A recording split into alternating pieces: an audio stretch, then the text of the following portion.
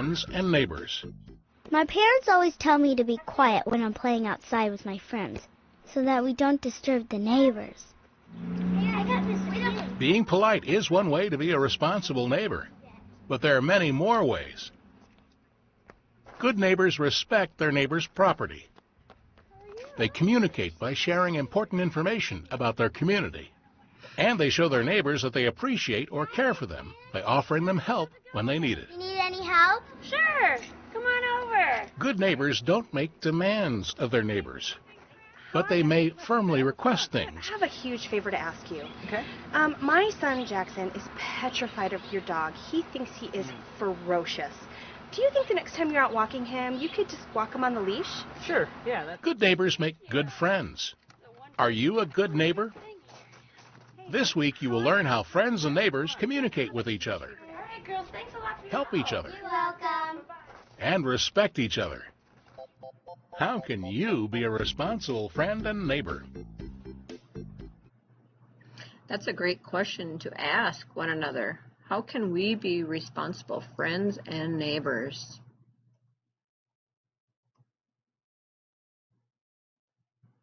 Let's listen to the Sing With Me Big Book now.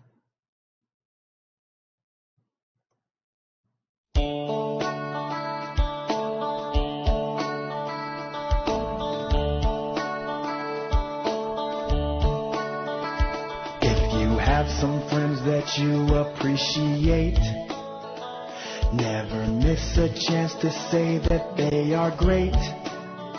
Show respect for what they do. They will do the same for you. 'Cause good friends are people who communicate.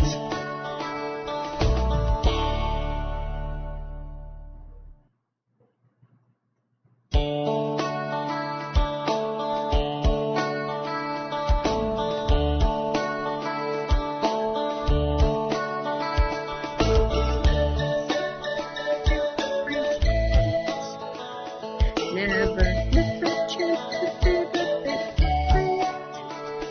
Show respect for what they do. They will do the same for you. 'Cause good friends are people who communicate.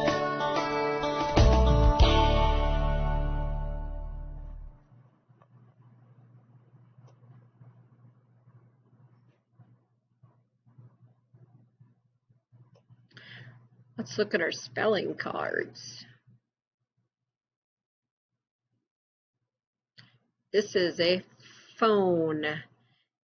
Phone starts with a PH. PH makes the F sound. Phone.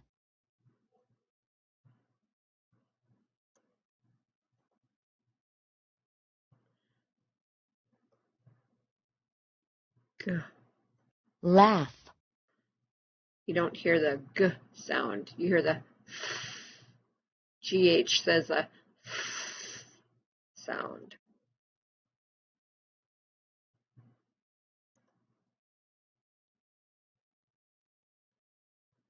Lock. CK.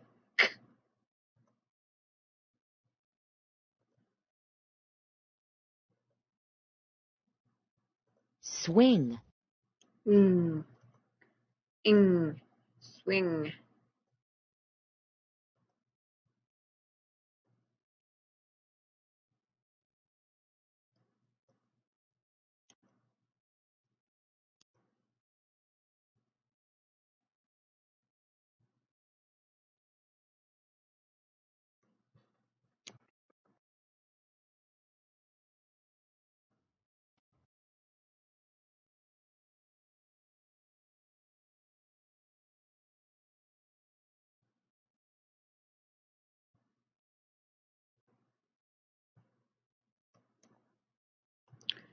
Phil's Zoo Fun.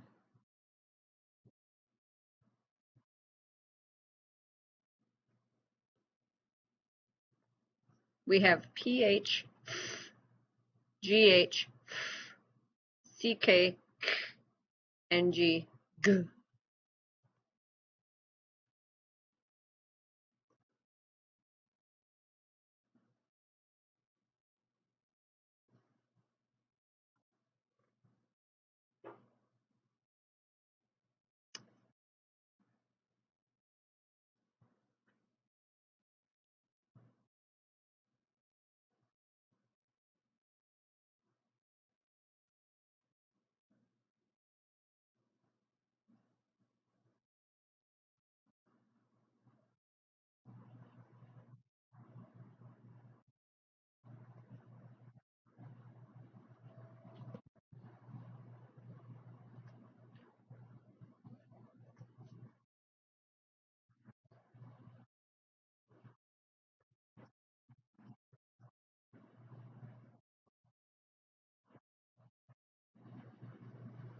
We have Phil, PH, CK,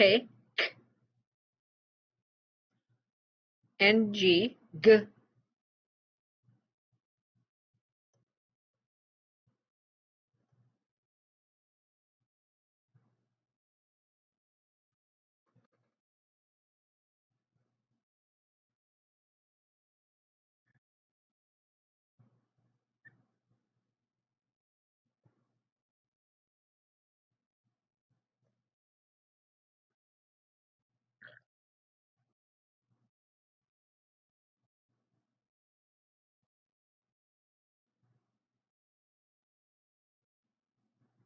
There's another PH word, photos.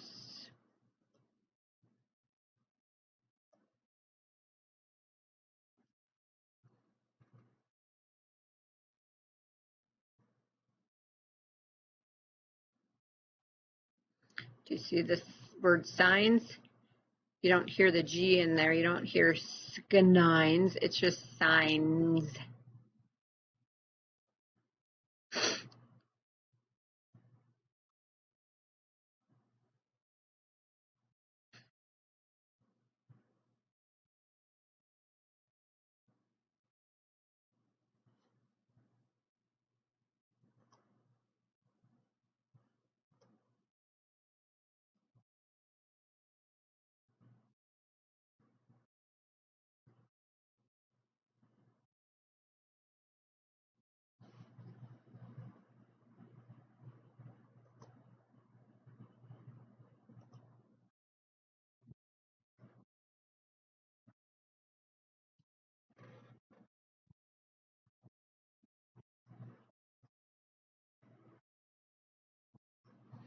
Okay, we have the PH in dolphin, just like the PH in Phil. And then we have laughs, the GH.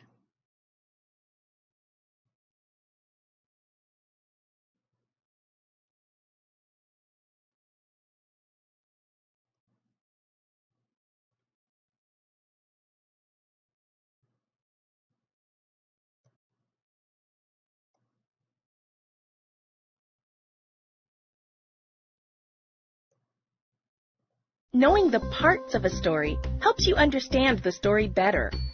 Let's try to figure out the parts of this story. Characters are the people or animals in a story.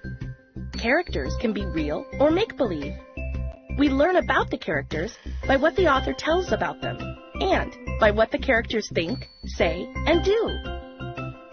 The setting is when and where the story takes place. The setting can be real or imaginary. The plot is what happens in the story. The plot has a beginning, middle, and end. At the beginning, the characters went to the lake to fish. In the middle of the story, they caught a fish from their boat. At the end, they put the fish in a net. Most stories have a problem and a solution for that problem. Finally, we can talk about theme. The theme is the big idea or the meaning of a story. What is the big idea in this story? The theme of this story could be spending time together.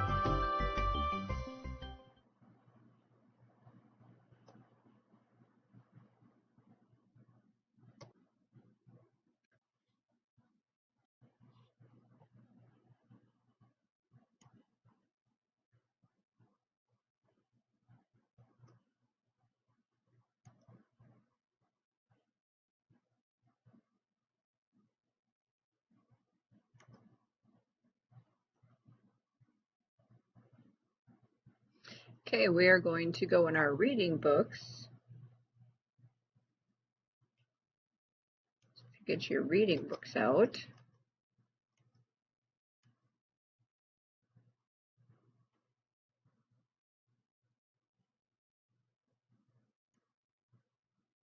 And you can open up to page 288. We are going to follow along on each page here.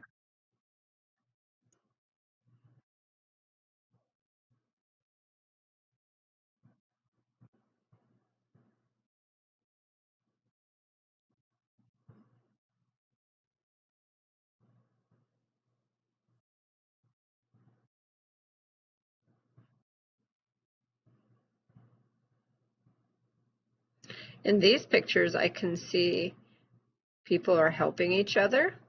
Maybe they're getting ready for a party or going to go on a picnic, but they are helping each other. They are being respectful. Over here, maybe these kids are putting food in a box to take to the food shelf. They're helping one another.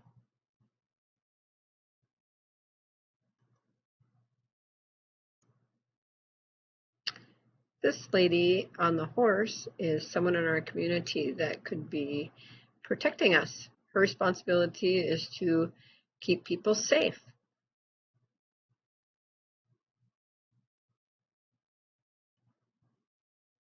Now, if you turn to page 290 in your reading books, let's look at our phonics.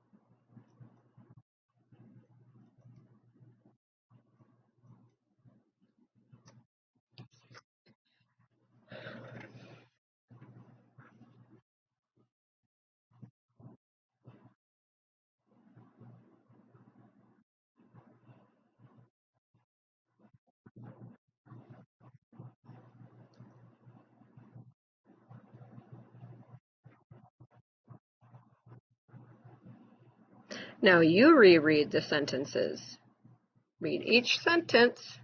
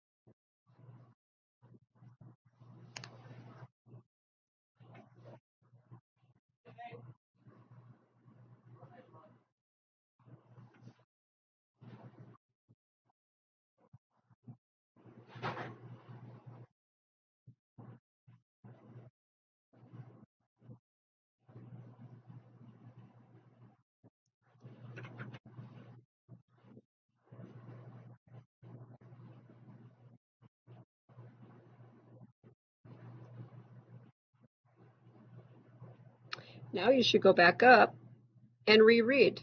And let's look for the CK, NG, GH, and PH words.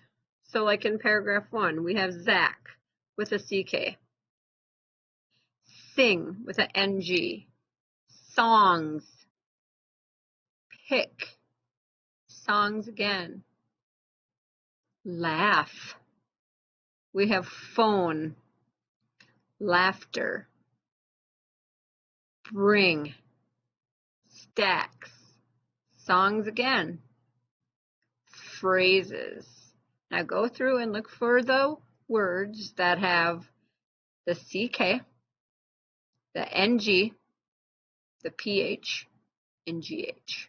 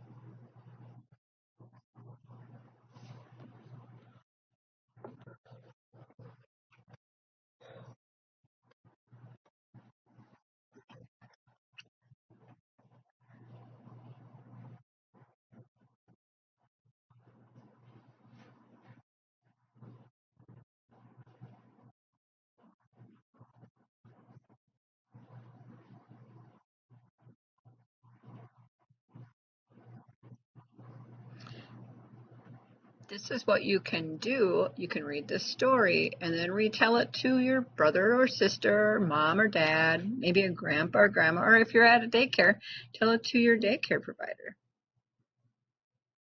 Best friends.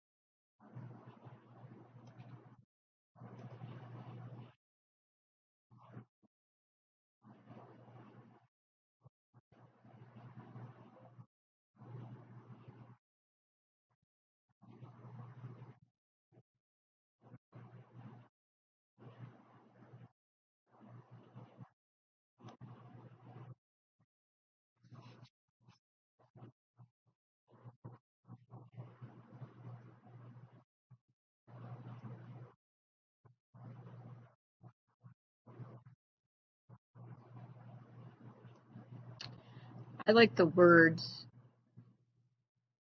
next, first, finally, and they're transition words. They help sequence the story in order. So if you have to retell the story, you could say, first, the girls drew pictures on the sidewalk. Okay. The girls drew pictures of the pool and jump rope. Then they had fun. Then it says the next morning, it tells you what happened to Crystal. She fell and broke her arm. Then it tells you what happened in the next weeks. Okay. So when you're retelling your story, try to make sure you use the transition words. Compound words.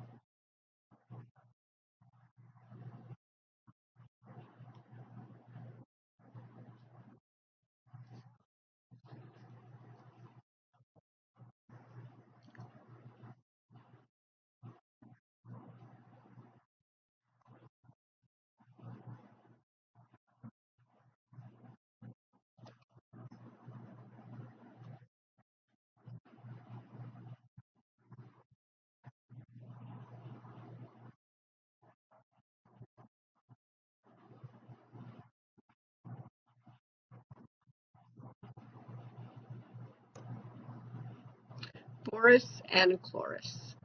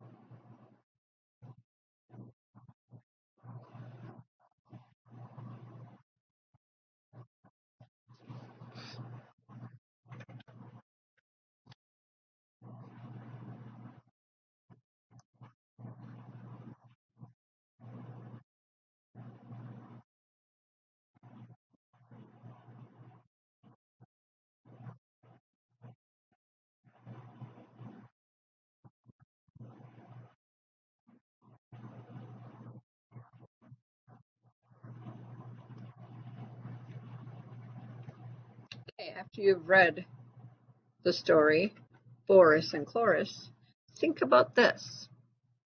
It says, write about what you like to do with a friend. What is something that you like to do with a friend?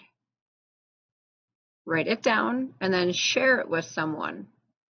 Grab a piece of paper and write down, what do you like to do with a friend?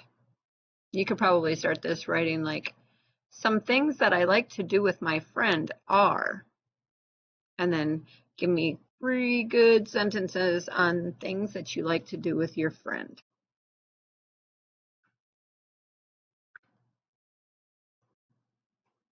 And we're going to stop here today. Tomorrow we will come back and we will read the story, Horace and Morris.